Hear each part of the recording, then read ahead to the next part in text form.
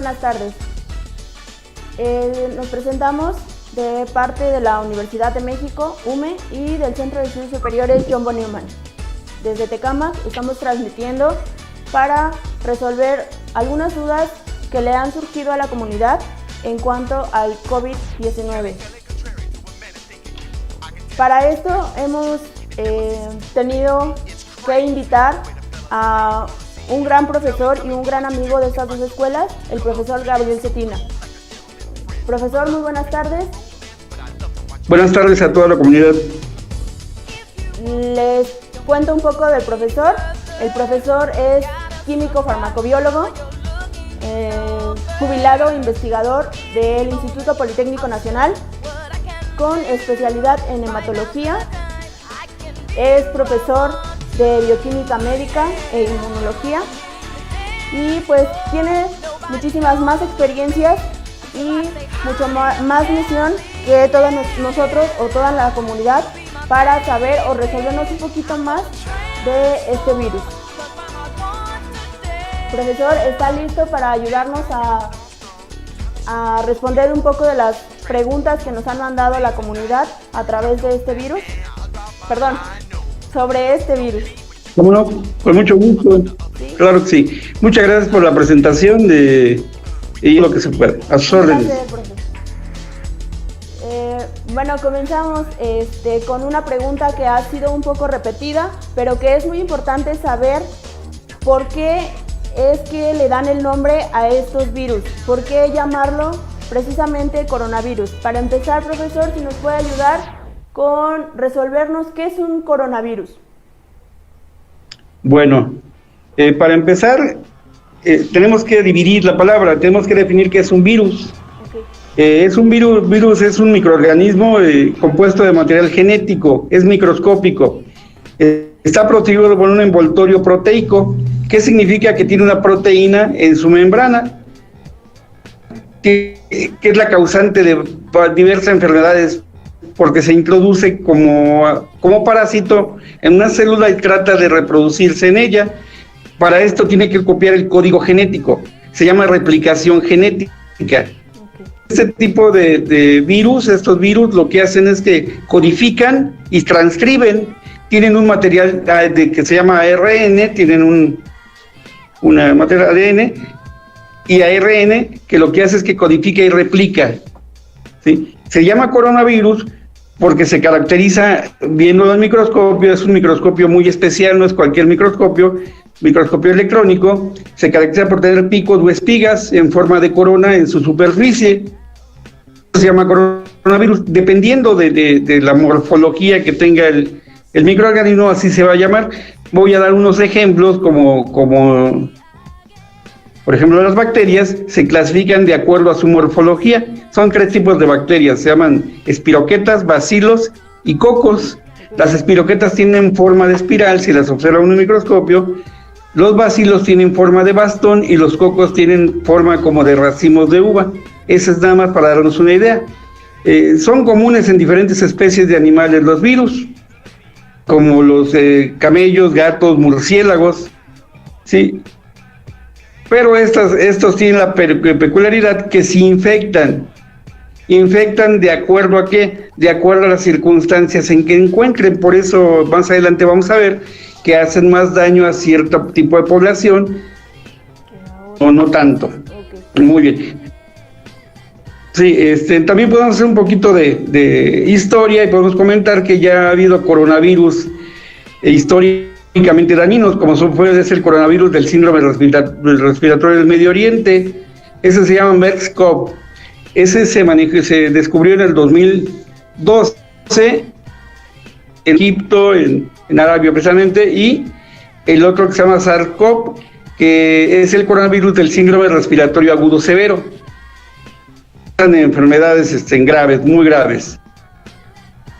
Sí. Ok, bueno, muchas gracias, profe. Mire, justo esa era otra de las preguntas que tiene la comunidad, el saber si el virus apenas existe o ya tenía algunos antecedentes. Ya nos acaba de comentar usted que ya hay antecedentes de otros tipos de coronavirus.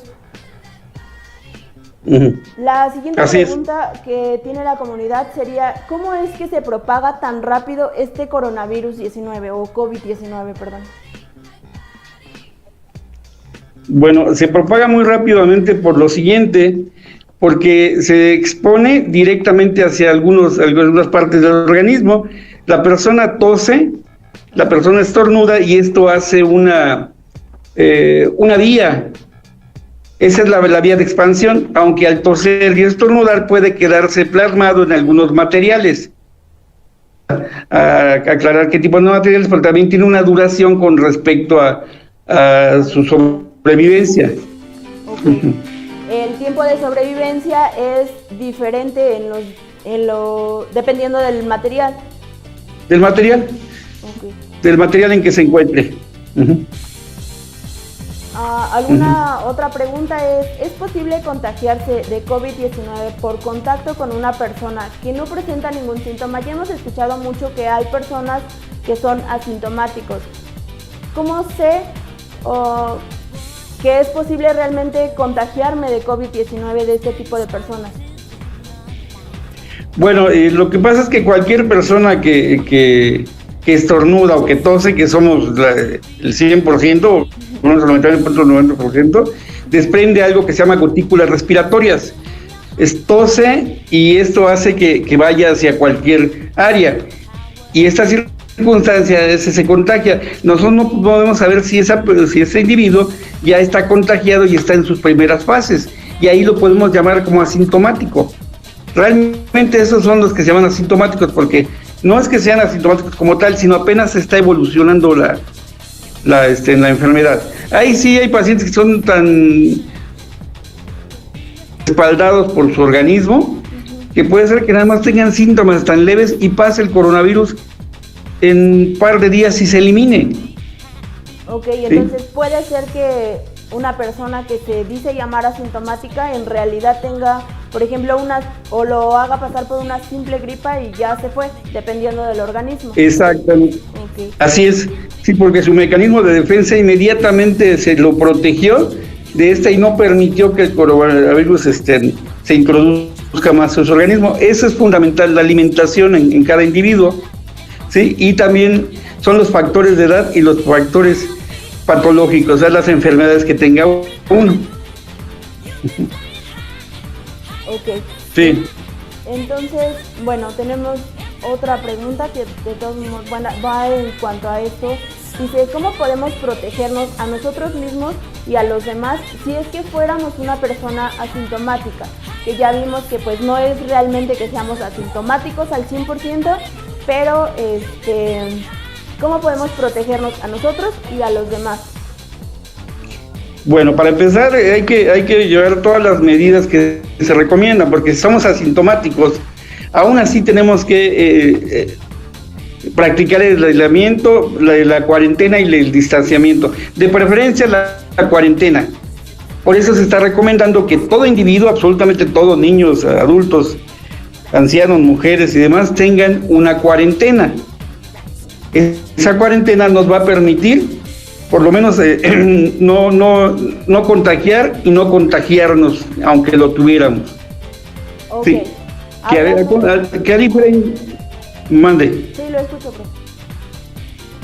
Un aislamiento ya es cuando tenemos no solo la cuarentena, sino que el paciente ya está reconocido, o la persona está reconocida como que tiene ya la enfermedad. Ok, entonces... Así es.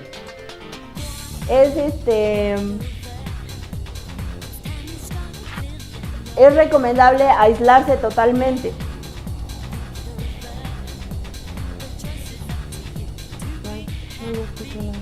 Sí, por lo menos la cuarentena. Esa sí, cuarentena. Y ya hacer lo que se ha comentado en los medios, eso de ley. Fiebre, tos seca y cansancio, pero esos están incluidos dentro de la fase o dentro del ciclo de todas las enfermedades respiratorias, tanto de respiración aérea superior como respiración aérea inferior. ¿A qué me refiero con superior? Cuando solo está involucrado las fosas nasales o nariz y lo que es la faringe, esas serían las superiores. Las inferiores, que son las que afectan el coronavirus, ya son bronquios, bronquiolos, tráquea y alvéolos pulmonares. ¿Cuáles son los primeros síntomas?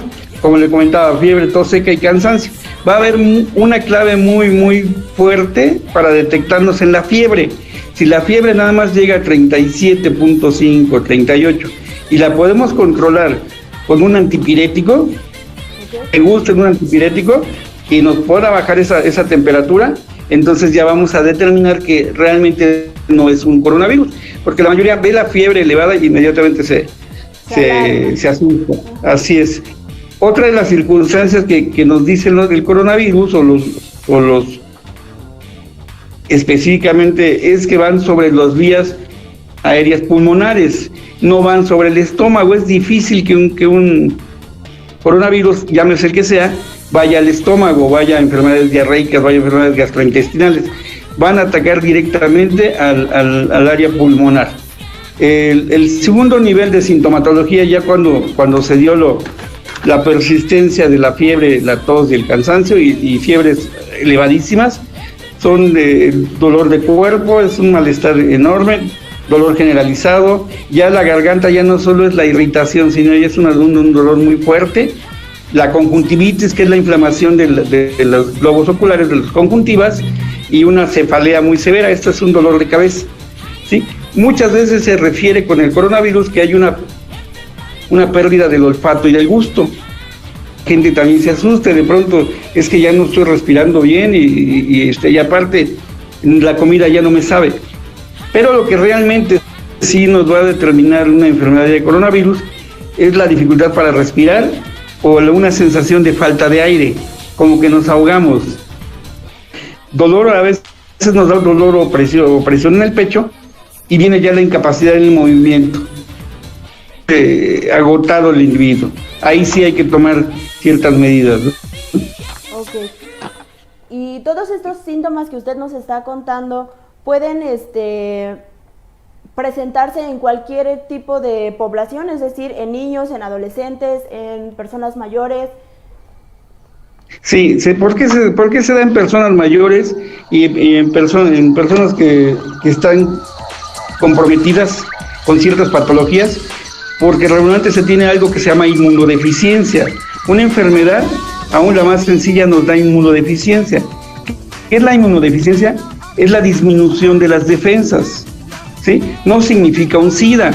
Desafortunadamente dicen, ¿tienes inmunodeficiencia? Y piensan que es SIDA. No. Yo puedo tener una tifoidea, una salmonelosis, una shigella, y esa enfermedad me va a dar una baja de defensas. ¿Por qué? Porque al tener la enfermedad, mis defensas aumentan. ¿Quiénes son mis defensas? Los glóbulos blancos. Regularmente mi promedio de glóbulos blancos es de 5,000 a 10,000. Salen a defenderme y se convierten en kamikazes, acaban con el organismo, pero ellos mismos se acaban. Entonces viene lo que se llama pues la inmunodeficiencia. Obviamente con el paso de los días va uno recuperando y con la alimentación va uno recuperando esa así es, pero está más enfocado a estas personas porque las personas mayores regulando ya tenemos alguna situación comprometida, como es el asma, como es una bronquitis, como es ser diabético, como es ser obeso, como es hipertenso. Todos están más comprometidos. No significa que los niños no, o que los adolescentes no, pero no tienen tanto compromiso con respecto a eso.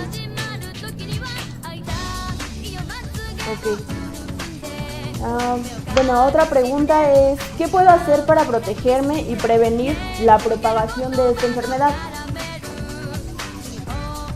Bueno, para protegerse, lo que comentábamos, primero que nada la protección debe de ser, la mayoría la estamos enfocando en el momento, pero la protección debe de ser desde que nace uno, debe de tener una alimentación adecuada. Esa es la base para la alimentación. Y ya con esta situación específica, el aislamiento, lo que le comentaba, las medidas higiénicas que son fundamentales. ¿Por qué hablan de un lavado de manos tan repetitivos en la lavada de manos? Porque este jabón, estos jabones o estos detergentes contienen algunos químicos que rompen esa cápsula precisamente que tiene el virus y impiden que pueda introducirse. Ahora, ¿por qué me hablan específicamente de lavado de manos y evitar tocarme la nariz, la boca y los ojos? Porque mientras yo tenga el virus en las manos, la piel tiene un tipo de tejido que se llama epitelial. La piel nos impide, de hecho no se infecta a menos que tenga una cortadura, una grietita, por ahí sí nos puede infectar, mientras no. Pero ¿qué pasa si lo llevamos a las manos, a la nariz, a la boca o a los ojos? Ahí sí hay otro tipo de tejido. Ese tipo de tejido se llama conjuntivo, es una mucosa. Y esa mucosa permite que se pegue el virus, entonces sí ya se va a introducir al organismo. Empezar, el lavado de manos, mantener la distancia, el cubrebocas es fundamental, evitarse tocar los ojos, la nariz y la boca es mucho más fundamental. Estar alerta, sobre todo con mi organismo para empezar, ¿no? Esos síntomas primarios son fundamentales. Así es. Ok, bueno, entonces con lo que nos comenta es muy recomendable. Nos preguntan aquí, ¿recomienda la OMS el uso de mascarillas médicas para prevenir la propagación del COVID-19? ¿Esto es cierto? Bueno, ¿nos ayuda realmente cualquier tipo de mascarilla? Es que para empezar hay que diferenciar las mascarillas. No es lo mismo una mascarilla que la mayoría conoce como cubrecarillas, y hay mascarillas específicas, esas que son las N95, esas deben de ser para el área médica, pero si ya hay una persona infectada, sí la puede ocupar, y mucho mejor, ¿no? Aunque lo recomiendo para el área médica, pero si yo tengo la posibilidad y la economía de adquirir una de ellas, adelante. Ahora, acá tiene esa mascarilla que me va a aislar el aspecto de la boca y la nariz, pero no me va a aislar los ojos. Entonces la OMS lo recomienda, pero también es importante aislar los ojos. Esa protección debe de ser con unos anteojos específicos, los goggles si lo requiere, los ojos. Ok, bueno, igual nos sirve para esa maña que tenemos de estarnos agarrando la nariz, los ojos, la boca, etcétera, ¿no? Uh-huh. Bueno, entonces, sí, definitivamente sí. Tenemos aquí otra pregunta, dice, ¿cuánto tiempo transcurre entre la exposición del COVID-19 y el desarrollo de esos síntomas que usted ya nos comentaba hace un ratito? Bueno, hay algo que se llama incubación. Tiene un tiempo de incubación aproximadamente de 2 a 5 días. Eso es lo que los inmunólogos y los epidemiólogos comentan, pero realmente puede ser desde el primer día hasta el día 14. Ya si no se incubó, entonces por eso se menciona tanto los días, ¿no? El tiempo que transcurre puede variar de 5 a 6 días, que es lo más común, okay, y puede variar entre 1 y 14 días. De 1 a 14 días es el tiempo promedio en que estamos expuestos a que incube. Así es. Okay. Así es, pero regularmente es entre el 5º y 6º día. Profesor, una pregunta también frecuente es, ¿mi mascota puede contagiarme de COVID-19? Es decir, ¿hay una relación entre el tipo de COVID de nuestras mascotas y el nuestro? Bueno, como le comentaba al principio, sí se han descubierto animales, inclusive a veces en algunos perros, algunos gatos, inclusive hasta en un tigre alguna vez lo detectaron, pero no, este tipo de coronavirus no está comprobado, no se niega, pero tampoco se afirma lo de la mascota. ¿Por qué? Porque la mascota también puede, a la hora de que la toquemos, puede traer algunos virus. A lo mejor no la puede tener la enfermedad, pero sí la puede transmitir. Okay. Salió a la calle, salió solito su perro, su gato, entra y a lo mejor se paró en la alfombra. o se tocó el mueble y usted está tocando ahí, esa puede ser transmisión, porque de manera directa no se ha comprobado por completo.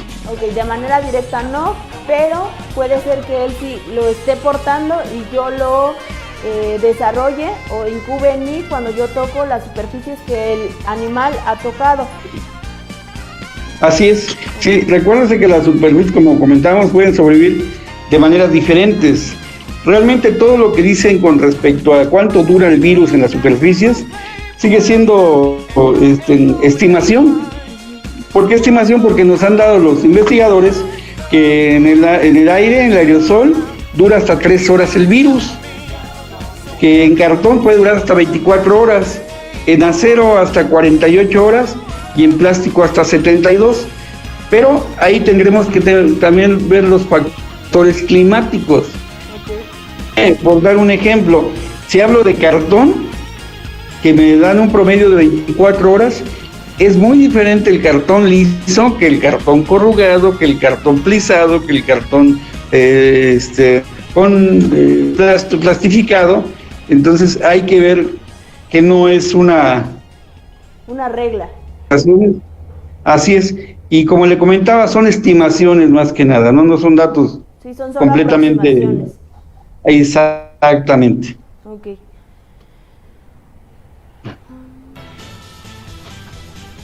Sí. Bueno, otra pregunta, era sobre ¿cómo puedo yo comprar con seguridad? O si usted nos recomienda el comprar con seguridad en las tiendas en las tiendas comestibles, la comida que ya sabemos que ahorita solo es para llevar, pero ¿qué tanta confianza hay en que pueda traer esa comida o contagiarme a través de esa comida? Bueno, para empezar, si vamos a una tienda comercial, recordamos que los que nos están transmitiendo los peligrosos son los humanos. Entonces, si vamos a una tienda comercial, primero tenemos que cuidarnos antes del comestible o antes del producto, del humano. Ese es el primer enemigo, valga la expresión.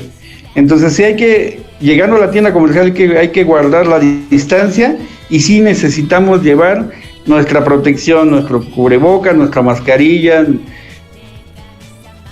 todo lo que podamos. Si de preferencia guantes, que a la salida los podemos desechar.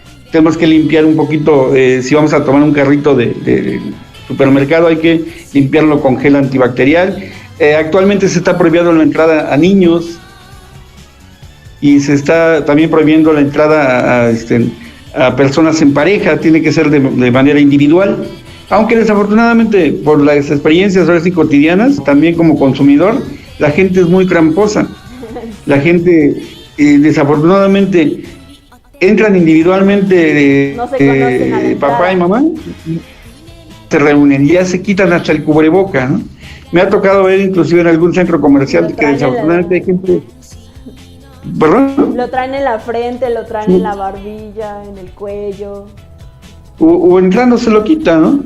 Entonces, lo que sí es importante que después de que toque ya los productos, ya sean frutas, ya sean verduras, cuando regrese a casa, sí, lavarlos a fondo, lavarlos como regularmente, pero con un poquito más de aplicación, y almacenarlos de manera adecuada. Y también nosotros, antes de hacer la limpieza, lavar nuestras manos, limpiar el producto y conservarlo bien. Así es que sí, sí se puede comprar con seguridad, pero esa seguridad la tenemos que dar nosotros mismos, ¿no? Sí, desafortunadamente hemos visto gente, últimamente ha estado mucho de moda la comida, que la prueba y la deja. Hay que tener cuidado porque si hay gente que desequilibrada, soy yo feo, que no gana nada con eso, pero lo practica. Solo por moda. Así es. Así es. ¿Alguna otra pregunta? Con esto de que están pidiendo donadores, la pregunta que surge es, si yo voy a donar sangre, ¿corro el riesgo de contagiarme de COVID-19? No, definitivamente no, porque el banco de sangre, ahí lo que usted va a entregar es su sangre, pero le van a hacer, primero que nada van a proteger lo que se va a llevar. ¿Por qué? Porque ellos no saben si usted no tuvo hepatitis, si usted no tuvo alguna enfermedad más fuerte, ¿sí? Entonces ellos utilizan material estéril, Entonces no es tan difícil que se contagie. Aparte, el área de banco de sangre es alejada de esto, ¿no? Lo que sí es importante comentar es que si hay algunos síntomas, ya el sector salud nos está dando algunos números telefónicos para avisarnos, ¿no? Si yo tengo mis síntomas leves, lo único que voy a hacer es guardar reposo, y si veo que mis síntomas empiezan a aumentar, entonces aislarme de mi propia familia, buscar un área aparte, puedo tener mi cama aparte, si pudiera mi cuarto con baño privado. Sabemos que a veces no se puede dar esto, entonces proteger a mi familia es una especie de cuarentena y aislamiento de manera propia, de manera decisiva propia. Una situación que mis síntomas empiezan a agravarse, sobre todo el problema de la respiración, el problema de mi insuficiencia respiratoria, entonces sí tengo que llamar a un número. Este número es el 800-00-44-800, en el cual me van a hacer una entrevista y para ver si soy ya presunto o ya enfermo de coronavirus con esta patología. Eso es importantísimo. ¿Por qué es importante detectarlo? Porque desafortunadamente no se ha manejado todavía una vacuna o una cura. Se manejan ahorita 140 propuestas a nivel mundial, de las cuales una nada más es la que se ha aceptado. Estados Unidos lo aceptó apenas los últimos días del mes de abril, no recuerdo, 28, 29. Japón lo aceptó hace aproximadamente 7 días y México también tiene un par de días que lo aceptó. De hecho, en México ya hay 5 pacientes en el Instituto Nacional Salvador Subirán, en el Instituto Nacional de la Nutrición, que ya lo están manejando este medicamento. Se llama Remdesivir. El medicamento se utiliza por 10 días. No es una cura, pero sí se ha notado que la recuperación del paciente es un poquito más rápida, ¿sí? Y aparte en México se está manejando el plasma del paciente que sí se pudo recuperar, del que sobrevivió, valga la expresión, ¿no? Ese plasma lo están utilizando porque está cargado de anticuerpos. ¿Qué significa cargado de anticuerpos? Que ya conocen perfectamente la acción del virus. Entonces pueden ser un mecanismo de defensa agregado a los glóbulos blancos que pueda tener. Así es.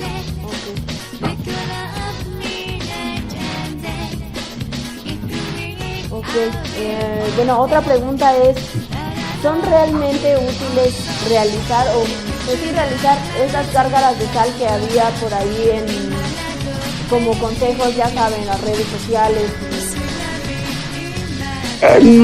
No, definitivamente no. Hay una serie de mitos, así extraordinaria de mitos, que las gárgaras de vinagre con limón y que el ajo, han hablado, es más, hasta en la televisión, no sé, son trucos que están proponiendo productos derivados hasta del ajo negro y del ajo no sé tantos, pero eso lo único que hacen es que producen una inmunidad, ¿sí? Un poquito más de glóbulos blancos, producen un poquito más de defensas, pero eso debió haberse hecho antes o sea, así como mecanismo de protección puede ser parcialmente válido, pero ya como una manera de cura no es cierto, definitivamente no es cierto. Afortunadamente sí hay muchos mitos con respecto a esto. Dicen que un jugo de naranja con piña y que le agregan miel, no es así. Es que definitivamente los antivirales no son tan efectivos. A veces lo único que hacen es quitar el síntoma y eso mejora un poquito las condiciones, que no es lo mismo que si fuera una bacteria. Antibióticos, porque el antibiótico es específicamente para la bacteria, mientras que los antivirales no son tan efectivos como los antibióticos. Así es, entonces solo son mitos y hay muchísimos mitos, ¿no? Inclusive han llegado a decir de los mitos que hasta dejando de comer ciertos productos se pueden mejorar o se pueden curar. Por ahí vi una recomendación de X individuo que hablaba de pHs, alimentos, con ciertos pHs. Unos hablan de pHs ácidos, hablaban de consumir mucho limón, mucha naranja, y muchos de pHs alcalinos. No, y desafortunadamente el virus no se ataca en base a su pH o por el pH que tenga un organismo, sino se va a basar en los mecanismos de defensa que tenga. Por eso, desafortunadamente, las personas que son más afectadas son las mayores, porque tienen esos problemas ya, ¿no? Personas que tienen afecciones pulmonares crónicas, asma, personas con afecciones cardíacas graves, en general con sistemas inmunitarios deprimidos, como le comentaba hace rato, definitivamente las personas con SIDA sí tienen mucho riesgo en esto. También las personas con obesidad grave, que ya su índice de masa corporal ya es de 40% más de lo normal. Las diabéticas, ¿por qué? Porque involucran trabajo de riñones, trabajo de páncreas, trabajo de hígado. Las personas con enfermedad renal crónica en tratamiento dializado, pues también están inmunodeprimidas. Y en general también las personas con enfermedades hepáticas, esto significa del hígado. Uh-huh. Y en general, sí, específicamente son los más afectados las personas mayores a 65 años. Dentro de este círculo pueden entrar las personas que son fumadoras, o sea, también pueden entrar dentro de ese círculo de población más propensa a contagiarse de este virus. Sí, definitivamente sí, porque hay varios niveles de fumador. Unos pueden tener una ligera isquemia en algún pulmón, y otros ya pueden tener el EPOC, el famoso EPOC, que es la enfermedad pulmonar obstructiva crónica. Y eso ya involucra, si el fumador directamente va a atacar a los pulmones, a sus alvéolos pulmonares, a sus tráqueas, a sus bronquios, a sus alvéolos, a sus bronquiolos, pues obviamente es justamente ahí donde está atacando el coronavirus de defensa. Prácticamente esos sí son los que le están dando el paso, así como si le extendieran la alfombra roja al coronavirus. Hasta le abren la puerta solitos, pero bueno. Así es, sí. Profesor, así es. ¿Los antibióticos son eficaces para prevenir para prevenir este coronavirus? No, definitivamente no. El antibiótico, como le comentaba hace rato, es específico para las bacterias. Okay. Para las bacterias, piraquetas, los bacilos. Entonces, haga de cuenta que estoy tomando, por darle un ejemplo, estoy tomando una aspirina, que para mi dolor de cabeza lo estoy tomando para... Simplemente no le sirve. Sí. ¿Y qué va a pasar? Que lo que sí va a involucrar es que haya un forzamiento de ciertos órganos, como el hígado, que va a tratar de eliminar ese antibiótico. Lo que sí es importante es decir que si está tomando antibióticos para otro tipo de problemas, no los puede dejar de tomar. O sea, no significa que si tiene coronavirus ya va a dejar de tomar los otros medicamentos, no. Va a tomar antibióticos, pero no van a ser enfocados para el problema con el virus, sino van a ser enfocados para el otro problema que tiene con las bacterias. Ok. Profesor, por último, ¿puede usted recomendarnos algunas soluciones que considere que usted, en base a su experiencia, que son más efectivas para desinfectar las cosas de la casa, para la entrada a la casa, etcétera? Bueno, yo sí voy a recomendar algo, y eso por experiencia propia de hace muchos años. Si pudiéramos tener un frasco de pinol, de esta sustancia que se utiliza para limpieza, de hace unos 4 o 5 meses, van a encontrar hasta abajo que dice que también actúa en los coronavirus. No en este COVID, ni lo conocía, pero sí en los coronavirus. Por lo tanto, hay una relación con la familia de los coronavirus. Entonces, yo recomiendo mucho el pinol diluido aproximadamente al 10%, ¿sabes? Significa 10 litros por cada litro, no, por cada 10 litros, y para la ropa, para los zapatos, para todo lo que son material de vestir. Y si una dilución de alcohol, así, para la piel, no pasa nada, a menos que sí se excedan y sí las irrite. El gel antibacterial, eso sí que sea también al 70%, y principalmente el lavado de manos. Y hay gente que dice lavado de manos. Yo cuando llego a la casa de ustedes, lo primero que es lavarme hasta la cara y bañarme, eso es lo adecuado. Uh-huh. Y para que también les quiero comentar algo que es importante que no se dejen engañar. Hay muchos laboratorios que están proponiendo pruebas rápidas. Uh-huh. Esas pruebas rápidas no son permitidas, no hay una prueba rápida. Diagnósticas que están aceptadas por la Secretaría de Salud, ¿sí? Son pruebas que se llaman moleculares biológicas de PCR. ¿Qué significa PCR? Proteína C reactiva. ¿Por qué de proteína C reactiva? Recordamos que el virus tiene una capa de lípidos y de proteínas. Sí, esta técnica es altamente sensible y específica, ya que usa pequeños, se llaman cebadores y sondas fluorescentes, que reconocen específicamente al gen que codifica. ¿Qué significa? Haga de cuenta que como que le agrego chispilla a un montón de virus. Sí. Y yo estoy buscando al coronavirus. Okay. Si está ahí, le va a caer la chispita y se va a iluminar como si fuera un foquito, ¿no? Uh-huh. Y esas sondas fluorescentes reconocen específicamente al gen que codifica para la proteína de la membrana E, más científico, que es la reversa de la transcriptasa. Pero en ese momento lo detecta, pero solo algunos laboratorios como los autorizados por la Secretaría de Salud de México. Ok, entonces así esas pruebas rápidas que están recomendando y que están llamando ciertos laboratorios no son efectivas. No son ni siquiera son legales, no sé por qué se permite eso, ni siquiera es una legalidad. Es un engaño que les dicen que sí tienen algún tipo de inmunodeficiencia, ¿no? Es como, le voy a dar otro ejemplo, perdón que no sea tan relacionado, pero para que se pueda entender este concepto, es como el del SIDA. La prueba del SIDA se llama de ELISA, ¿sí? Cuando uno va a hacerse una prueba del SIDA sale positivo, pero también una persona que tuvo una salmonela, una neumonía, alguna enfermedad inmunodepresiva va a salir positivo. Uh-huh. Entonces ahí se asusta, no tengo SIDA, me salió, pues no, es una prueba general de inmunodeficiencia. Okay. Pero ¿qué va a pasar si yo me hago la prueba más específica que se llama de Western blot? Entonces sí, se va a determinar el SIDA, nada más. Las otras se creían negativas. ¿Por qué no la hacen desde el principio el Western blot? Por cuestiones económicas, es muy cara.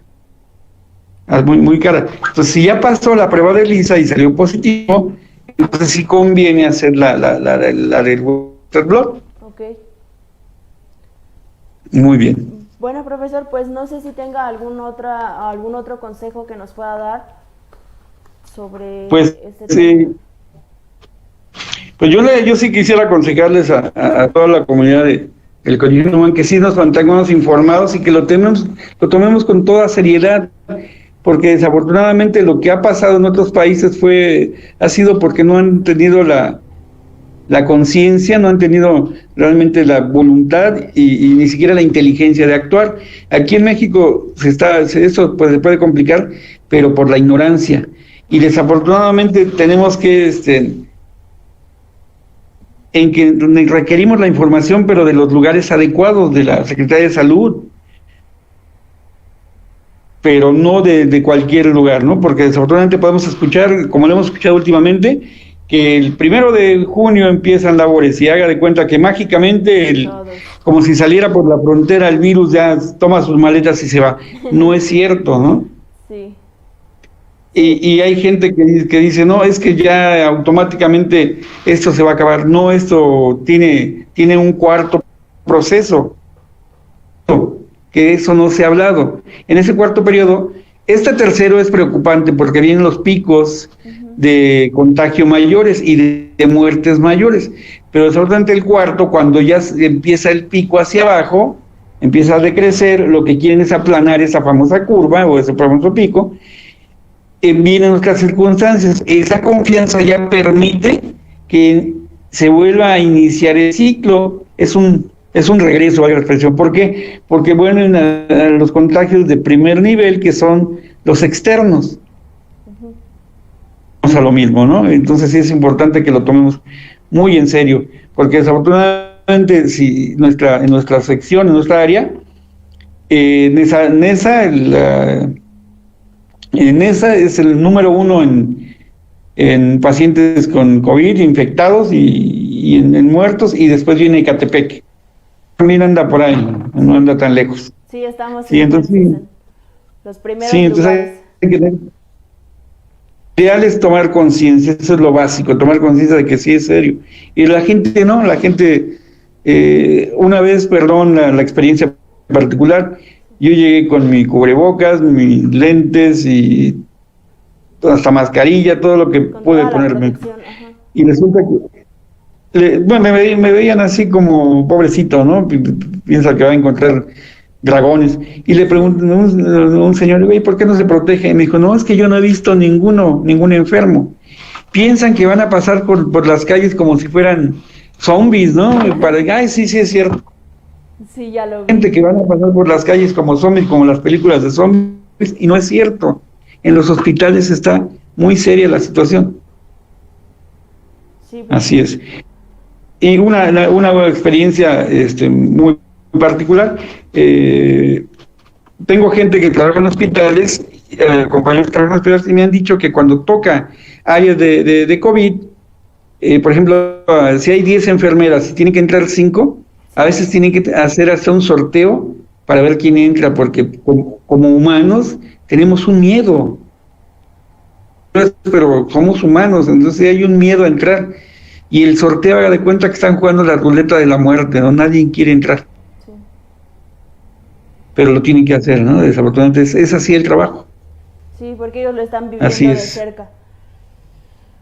Profesor, pues... Exactamente, sí, así es. Sin haber alguna otra pregunta o algún otro comentario, yo le agradezco mucho el habernos orientado un poco más sobre estas preguntas y estas dudas que tenía la comunidad. Yo les agradezco a Dios, al contrario, les agradezco mucho la confianza, sobre todo el permitirme este canal. Les agradezco mucho y estoy a sus órdenes. Muchísimas gracias por aceptar la invitación, profe.